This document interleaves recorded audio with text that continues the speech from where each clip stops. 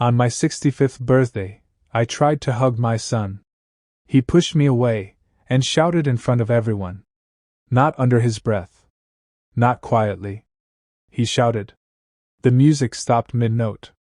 The laughter cracked and disappeared. Every conversation in the room died at the same time. I said, "Don't touch me," he yelled. "You don't get to pretend now." My arms were still half open when he stepped back, like I was something dirty he didn't want on him. I remember how heavy my hands felt in the air. I didn't know what to do with them. I didn't know where to put them. So I just let them drop slowly to my sides. For a second, nobody moved. My name is Richard Coleman. I turned 65 that night. And until that moment, I truly believed I was a good father. Before I continue, let me say this. If you're listening to my story right now, please subscribe. It helps more than you know. And leave a comment telling me the city or country you're watching from. And if you've ever been humiliated by someone you gave your whole life to, you're not alone. That night, my living room looked like a magazine photo. Balloons taped to the walls. A big cake on the table with blue icing that said Happy 65th, Dad. Friends from work. Old neighbors. My brother and his wife. Even a couple of people I hadn't seen in years. Everyone had come to celebrate me. At least, that's what I thought. My wife, Ellen, stood near the kitchen counter, her hands clenched together. She didn't say a word. She didn't defend me. She just stared at the floor like it might swallow her whole. My brother cleared his throat and tried to laugh it off. "Hey, come on, kid," he said awkwardly. "It's your dad's birthday." But my son didn't care. "You all act like he's some hero," he snapped, pointing at me. "You have no idea who he really is." The room went silent again. I wanted to say something. Anything. But my throat felt tight, like someone had wrapped a rope around it. I had raised that boy. I had fed him, clothed him, worked overtime for him. I had missed vacations, birthdays, sleep, so he could have a better life. And now, at 65, I was standing there like a stranger in my own house. Someone turned the music back on, softly, as if sound itself might fix the damage. A few people awkwardly picked up their drinks. Some pretended to check their phones. Others avoided looking at me completely. That's when I realized something painful. This wasn't just a bad moment. This wasn't teenage rebellion or a phase. This anger had been building for years. And I had been too blind, or too tired, to see it. I excused myself and walked toward the hallway bathroom. I locked the door behind me and leaned against it, staring at my reflection in the mirror. The man staring back at me looked older than 65. His shoulders were slumped. His eyes looked confused. I whispered to myself, "What did I do wrong?" And that question dragged me back, decades into the past. I met Ellen when I was 27. I was working construction then. Long days. Hard labor. But it paid the bills. When she told me she was pregnant, I didn't run. I didn't hesitate. I married her 2 months later and promised myself I would be the kind of father I never had. My own father was cold. Silent. He believed love was weakness. He never hugged me. Never told me he was proud. I swore I would be different. And I was, in my own way. I worked. And worked. And worked. When my son was born, I held him in my arms and felt terrified. He was so small. So fragile. I remember thinking, everything I do from now on matters.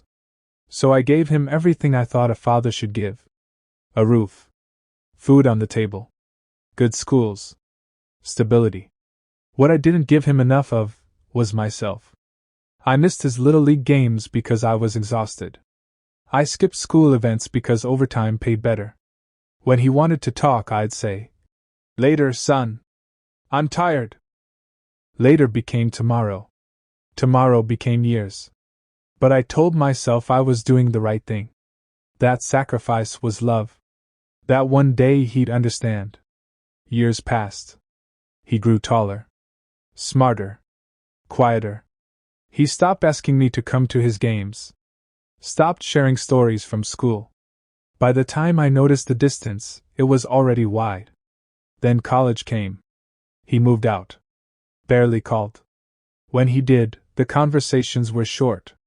Polite. Empty. I blamed myself sometimes, but not enough.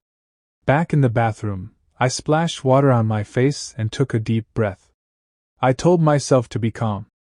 To go back out there and act like everything was fine. When I opened the door, I heard my son's voice again, this time laughing. Laughing. He was standing with a couple of friends, drink in hand, acting like nothing had happened. Like he hadn't just shattered me in front of everyone. That's when something inside me shifted. Not anger. Not yet. But clarity. I realized something terrifying. My son didn't hate me because I failed him recently. He hated me because, in his eyes, I had failed him his entire life. I walked back into the living room and sat down slowly. No one spoke to me for a while. Eventually, someone cut the cake. People sang. The words, "Happy Birthday," felt heavy and hollow. When it was time to blow out the candles, I closed my eyes. I didn't wish for happiness. I didn't wish for health. I wished to finally understand the truth. Because deep down, I knew this story wasn't just about a birthday. It was about everything that was about to come crashing down. And I had no idea how cruel that truth was going to be.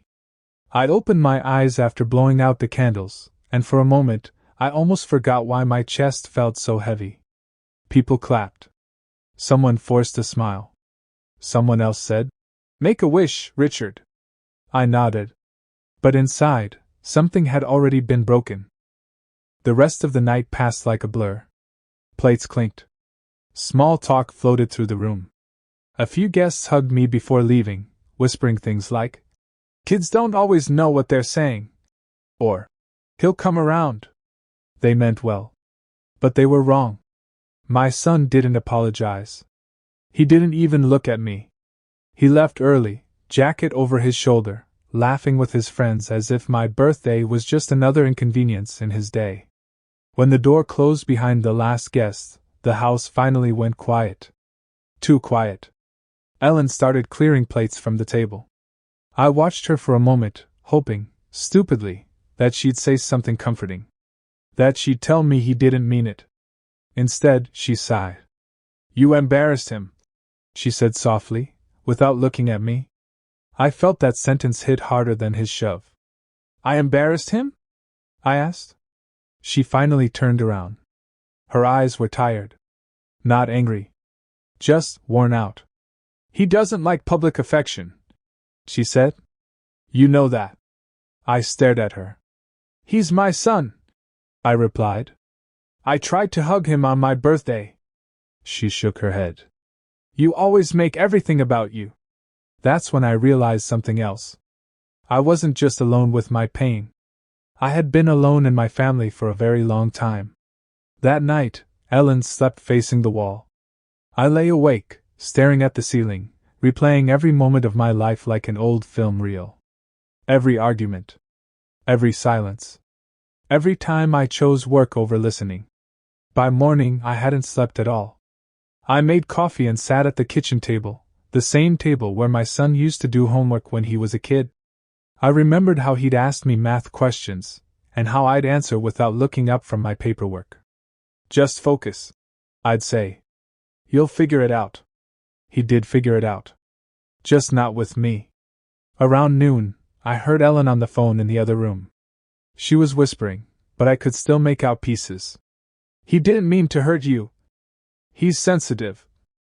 Your father just doesn't understand emotions." Your father. Not Richard. Not my husband. Your father. Something in me snapped, not loudly, not violently, but quietly. Like a switch being flipped. I decided I needed answers. Real ones. Not excuses. That afternoon, I drove to my son's apartment. He lived only 20 minutes away, yet it felt like crossing into a different world. I knocked on the door. No answer. I knocked again. Finally, he opened it halfway, annoyance already written across his face. "What do you want?" he asked. "I want to talk," I said. He laughed, actually laughed. "About what? Your feelings?" I swallowed my pride. "About us." He stepped aside reluctantly and let me in. His apartment was neat, minimal. No family photos. No trace of me anywhere. We sat across from each other, the silence thick and uncomfortable. "Why do you hate me?" I asked finally. He leaned back and crossed his arms. "Hate you?" he said. "No. I just don't respect you." That word, respect, cut deep. "I gave you everything," I said. He nodded. "Exactly. Everything except what I needed." I felt my voice tremble. "I worked for you." "No," he snapped. "You worked instead of being there." Then he stood up and started pacing. "You know what it was like growing up watching other dads show up?" he continued. "Games. Graduations. Conversations. And mine? Always tired. Always busy. Always later." I tried to speak, but he wasn't done. "You didn't hit me. You didn't abandon us. I get that. But you were never present. And now you want a hug like you earned it?" I felt tears burn my eyes, but I refused to let them fall. "I did my best," I said. He stopped pacing and looked at me straight in the eye. "Your best wasn't enough." Silence filled the room again. Then he said something that changed everything. "And there's something else you don't know." My heart dropped. "What do you mean?" He hesitated for the first time. "Just a second." "Ask Mom," he said. "She knows." I drove home in a fog. "Ask Mom." That sentence echoed in my head over and over. When I got home, Ellen was in the kitchen again. Same spot. Same routine. Like time had frozen for her. "We need to talk," I said. She didn't answer. "I went to see him," I continued. "He told me to ask you." Her hands froze mid-motion. "Ask me what?" she asked too calmly. I took a deep breath. "What don't I know?" She turned off the sink and sat down slowly, like her body had given up before her mind did. "There are things," she said, "that are better left in the past." "No," I replied. "Not anymore." She looked at me, eyes glossy. "He blames you," she said. "But some of that blame belongs to me." My stomach tightened. "What did you do?" I asked. She shook her head. "It's not that simple." "Then make it simple," I said. "Because my son won't even let me touch him." She took a shaky breath. "When he was 16, she began. "He came to me crying one night. He said he felt invisible to you. That he felt like you didn't care." I closed my eyes. "I told him," she continued, "that you were too focused on providing. That you didn't know how to love any other way." I opened my eyes again. "That's not a crime." "No," she said softly. "But then I said something else." My heart pounded. "I told him you regretted becoming a father." The room spun. "What?" I whispered. "I was angry," she said. "Lonely. I wanted him on my side. I never thought." "You told my son I regretted him?" I interrupted. Tears streamed down her face. "He's believed it ever since." That's when the truth finally hit me. The distance. The resentment. The hatred. It wasn't just my absence. It was a lie, planted and watered for years. I stood up slowly, my legs shaking. "So all this time," I said, "he thought I didn't want him." She didn't answer. She didn't need to. I walked out of the kitchen and into the garage, closing the door behind me. For the first time in my life, I wasn't just hurt. I was awake. And I knew one thing for certain. This story wasn't heading toward forgiveness. It was heading towards something else entirely. Something quiet. Something patient. And I was finally ready to face it. I stayed in the garage for a long time that night. The smell of oil and old cardboard boxes filled the air. Tools hung on the wall where I'd left them years ago, untouched. I sat on a wooden stool and stared at the floor, replaying Ellen's words again and again. You regretted becoming a father. That lie had lived inside my son for nearly 20 years. No wonder he pushed me away. No wonder my touch felt fake to him. I didn't sleep much that night either. My mind wouldn't let me. Every memory I had of my son suddenly looked different, like someone had changed the lighting on my past. All those times he went quiet. All those doors he closed gently, not angrily. All those moments I thought were normal teenage distance. They weren't distance. They were defense. The next morning, I woke up with a decision already forming in my chest. Not rage. Not revenge. Something colder. Something clearer. I needed proof. Not to scream at Ellen. Not to confront my son. I needed to understand exactly how deep this lie went. After breakfast, I went up to the attic. We hadn't been up there in years. Dust covered everything. Old boxes labeled taxes, school stuff, photos. I opened one marked letters. Inside were birthday cards I'd written but never given. Notes I planned to put in lunchboxes but forgot.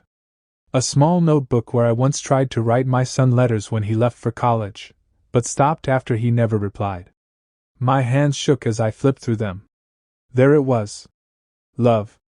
Clumsy, imperfect, but real. And he never saw it. I sat there for hours, reading my own words like they belonged to someone else. A younger man. A man who didn't know silence could be louder than words. That's when I found something I wasn't expecting.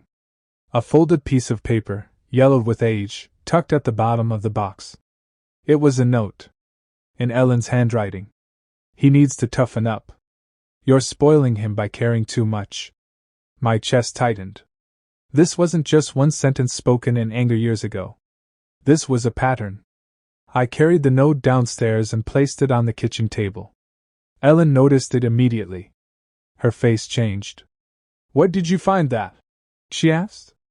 In the attic, I said calmly. With my letters. She sat down slowly. How long? I asked. How long did you make him believe I didn't want him? She rubbed her temples. I didn't plan it, she said. It just happened. That's not an answer, I replied. She finally looked at me. You were never home, she said. I was the one dealing with his emotions. His questions. His disappointment. And yes, I said things I shouldn't have. You didn't just say things, I said quietly. You shaped his reality. Her eyes filled with tears. I was lonely, she whispered. So was I thought. But I didn't say it. Instead, I asked the only question that mattered. Did you ever tell him the truth? She shook her head. No. That was it. In that moment, something inside me settled. Like a final piece clicking into place. This wasn't a misunderstanding anymore. It was damage. Intentional or not. And if I wanted any chance of healing, or justice, I had to be smarter than emotion. Over the next few days, I became someone new. Not outwardly. Inside. I stopped arguing. Stopped explaining myself. Stopped asking for affection. I watched. I listened. Ellen noticed the change. She asked if I was okay. I smiled and said I was tired. That part wasn't a lie. Then I did something I hadn't done in years. I called an old friend. Michael and I worked together decades ago. He left construction and went into law. We hadn't spoken in a long time, but he answered on the second ring. Richard? He said. Wow. It's been forever. I need advice, I told him. Not as a friend. As a lawyer. There was a pause. Come by my office, he said. I told Ellen I was going out for coffee and drove straight to Michael's office downtown. Sitting across from him felt strange. He looked older too. Kinder somehow. I told him everything. The birthday. The shove. The lie. He listened without interrupting. When I finished, he leaned back in his chair. You don't want revenge, he said slowly. You want truth. I want my son to see me clearly, I replied. That may hurt him, Michael said. I know, I said. But lies already did. He nodded. Then you need evidence, he said. Memories don't hold up. Documents do. That sentence stayed with me. Over the next week, I gathered everything. Emails I'd sent. College tuition payments. Voicemails left unanswered. Photos of me at his graduation, standing alone. And something else. Michael helped me request copies of old counseling records. Records Ellen never told me about. Turns out, when my son was 17, Ellen took him to a therapist, alone. I was never informed. Never included. In those notes, there it was in black and white. Client believes father regrets having him. Mother confirms father struggles with emotional connection. Confirms. I stared at the page for a long time. This wasn't accidental. This was reinforced. That night, I sat in the living room alone, holding those papers. Ellen was upstairs watching TV. The house felt colder than usual. I didn't confront her. Not yet. Instead, I wrote a letter. Not to Ellen. To my son. I didn't accuse. I didn't beg. I told the truth. I told him about the man I tried to be. The mistakes I made. The love I never learned how to show properly. And then I attached copies of everything. The letters. The notes. The records. I didn't mail it right away. I waited. Because timing matters. A week later, I got a call. My son's voice was tight. You went digging, he said. Yes, I replied calmly. You humiliated Mom, he snapped. No, I said. I uncovered the truth. There was silence. Then he said something I'll never forget. I don't know what to believe anymore. That was the first crack. Not forgiveness, but doubt. And doubt is powerful. I didn't push. I'm here when you're ready, I said and hung up. That night, Ellen confronted me. You're turning him against me, she said. No, I replied. I'm letting him choose. She looked at me like I was a stranger. Maybe I was. For the first time in my life, I wasn't chasing approval. I was standing in truth. And I knew one thing for certain. The balance in this family was shifting. Quietly. Slowly. And once it fully tipped, nothing would ever go back to the way it was. The house didn't feel like a home anymore. It felt like a courtroom where no one spoke out loud. For days after that call, my son didn't reach out again. Ellen barely spoke to me either. We moved around each other like strangers, careful not to touch, careful not to say the wrong thing. But silence doesn't mean nothing is happening. Silence means pressure. One evening, I heard Ellen crying in the bedroom. Not loud. Controlled. The kind of crying people do when they're afraid of being heard. For a moment, the old version of me wanted to go in there and comfort her. But that version had spent decades smoothing things over. This time, I stayed where I was.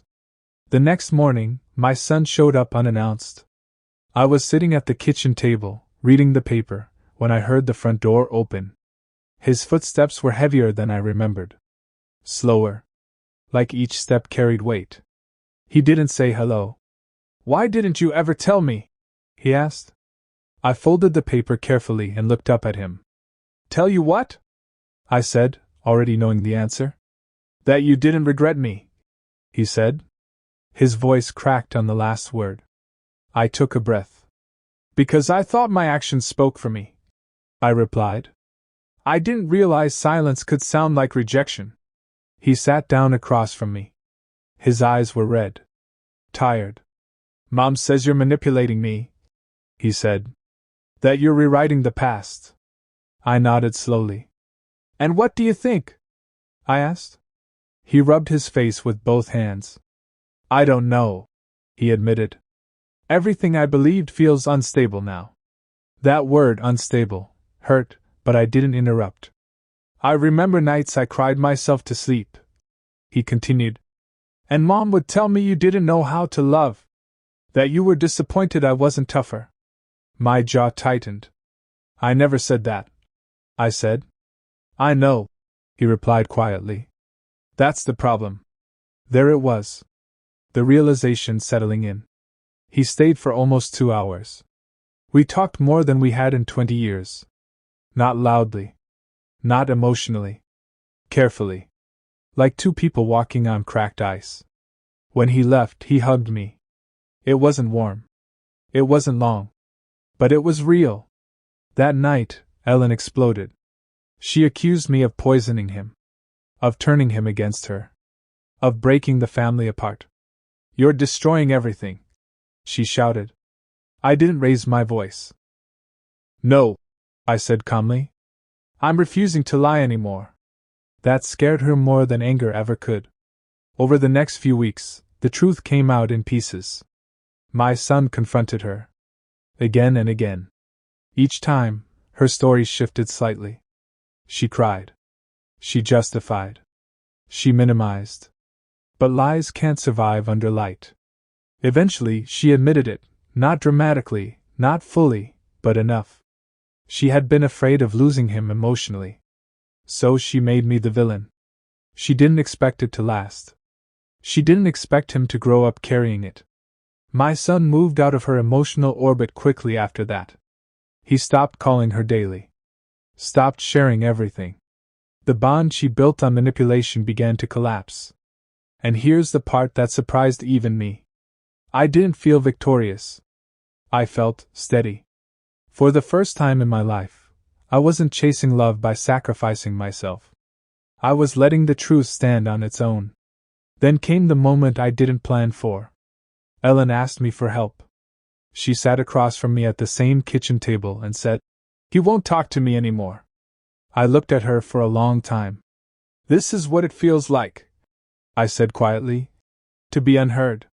She cried harder then. Begged me to talk to him for her. To fix it. And that was the moment of real power. Not shouting. Not punishment. Choice. "I won't interfere," I said. "If he wants a relationship with you, it has to be honest. Without me cushioning the consequences." She stared at me like she didn't recognize me. Maybe she didn't. A few days later, my son invited me to dinner. Just me. No Ellen. We sat at a small restaurant. Nothing fancy. He talked about work. About stress. About confusion. Then he looked at me and said, "I'm angry. At both of you. But I don't want to lose you." Those words healed something deep inside me. "I'm not going anywhere," I told him. And I meant it. But something else was happening too, something quieter. Ellen was unraveling. Friends noticed. Family noticed. The image she'd carefully built for years began to crack. People started asking questions. Not accusing. Just noticing. And the more she tried to control the narrative, the more obvious the truth became. One evening, she asked me a question I never thought I'd hear. "Do you still love me?" she asked. I didn't answer right away. Because love without truth isn't love. It's fear. "I care about you," I said finally. "But I won't protect lies anymore." She nodded slowly. And in that moment, I knew something irreversible had happened. The roles had changed. The man who once stayed silent to keep peace was now the one holding the ground steady. And the consequences were just beginning. The question stayed in the air between us long after I answered. "Do you still love me?" Ellen didn't argue. She didn't cry again. She just nodded, like someone finally accepting a verdict they'd been avoiding for years. That night, we slept in separate rooms for the first time in our marriage. And strangely, I slept better. Not because I was happy, but because I wasn't lying to myself anymore. A week later, my son asked to meet again. This time, he came to the house. He stood in the doorway for a moment before stepping inside, like he wasn't sure he belonged there. I didn't rush him. We sat in the living room, the same room where he had humiliated me on my birthday. Funny how spaces remember things. "I talked to Mom," he said. I nodded. I figured. She keeps saying she did it to protect me, he continued. That she was afraid I'd be hurt by your distance. And what do you think? I asked. He looked down at his hands. I think she protected herself, he said quietly. That sentence told me everything. We talked for hours that day. About childhood. About misunderstandings. About anger that had nowhere to go. At one point, he stood up and walked to the bookshelf. Do you know why this room always felt cold? He asked. I shook my head. Because nothing in here felt honest, he said. That hurt. But it was fair. Before he left, he did something I didn't expect. He hugged me.